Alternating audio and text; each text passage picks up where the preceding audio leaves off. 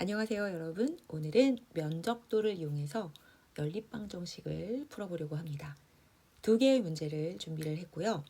우선 첫 번째 문제에서는 가감법을 이용한 풀이를 한번 하고 그리고 나서 면적도를 이용해서 풀어보도록 할게요. 문제 만나보겠습니다. 오리와 강아지가 모두 8마리가 있는데 다리의 합은 26개입니다. 오리와 강아지는 각각 몇 마리일까요? 라고 했어요. 자, 오리를 X마리라고 할게요. 그럼 강아지는요? 강아지는 X의 짝꿍, Y라고 놓도록 하겠습니다.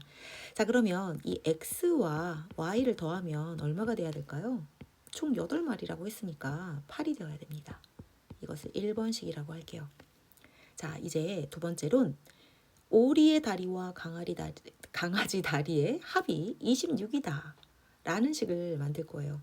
자, 오리는 다리가 2개씩이니까 오리의 전체 다리 개수는 2x개가 될 거고 강아지는 4y개가 되겠죠. 둘 합하면 26이 되어야 됩니다.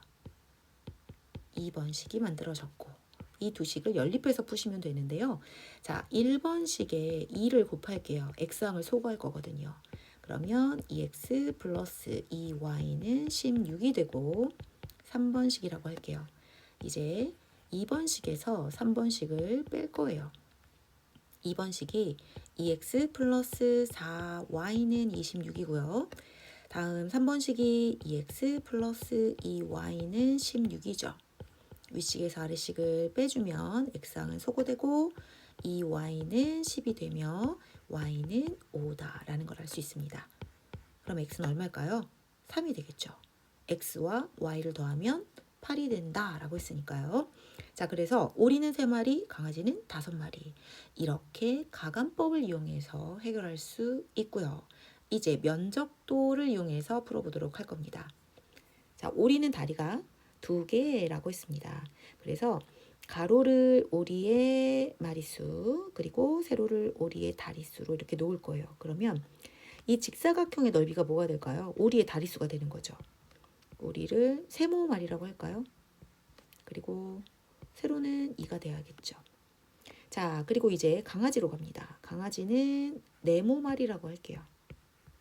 다리는 4개씩이잖아요. 그래서 이렇게 2보다는 길어야겠죠.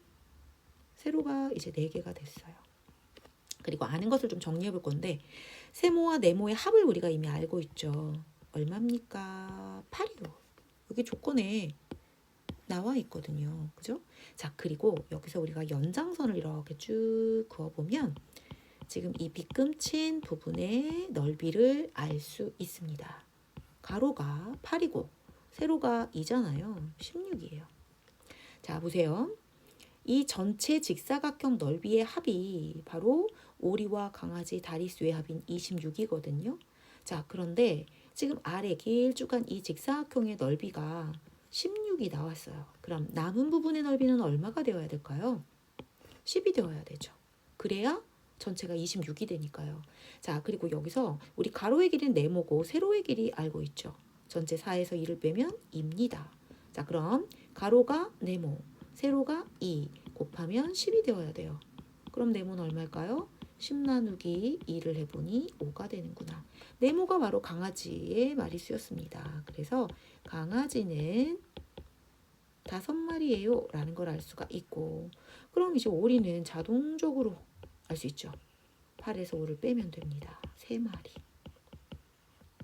자, 이렇게 해서 주어진 문제를 가감법 그리고 면적도로 각각 풀어보았습니다.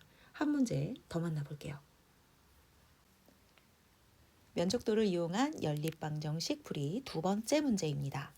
600원짜리 젤리와 1000원짜리 쿠키를 사려고 금액에 맞게 10,000원을 준비를 했는데 젤리와 쿠키의 개수를 반대로 사서 800원이 남았습니다. 이건 무슨 말일까요?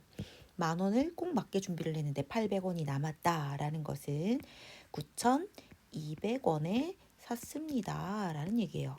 처음에 사려고 했던 젤리와 쿠키의 개수는 각각 몇 개였을까요? 라고 했습니다. 우선 젤리의 개수, 처음에 사려고 했던 젤리의 개수를 우리 세모개라고 하고 쿠키 수를 네모개라고 할게요. 이제 직사각형을 그려볼 텐데 가로는 젤리와 쿠키의 개수, 그리고 세로는 그 젤리와 쿠키의 한 개당 가격을 놓도록 하겠습니다. 먼저 젤리부터 그려볼게요. 세로의 길이는 600으로 해주시면 되겠죠. 한 개 금액이 600원이니까. 그럼 가로의 길이는 세모가 되고 세로의 길이는 600이 됩니다. 이 직사각형의 넓이가 젤리 세모개의 값이 되는 거예요. 이제 쿠키를 그릴 차례. 쿠키는 네모개라고 했으니까요. 이 가로의 길이가 네모개가 되고 세로는 1000이니까 600보다는 살짝 길게 그려주셔야겠죠. 그래서 이 직사각형의 넓이가 쿠키 네모개의 값이 되는 겁니다. 1000이 되고요. 자, 그런데 이렇게 안 사고 반대로 개수를 샀단 말이에요. 자, 그러면 이 쿠키는 몇 개를 산 걸까요? 세모개를 산 거죠. 가격은 1000원이니까 살짝 길게 이렇게 그려주셔야 되고 요 세로의 길이가 1000이고요. 가로의 길이가 이제 세모가 됐죠.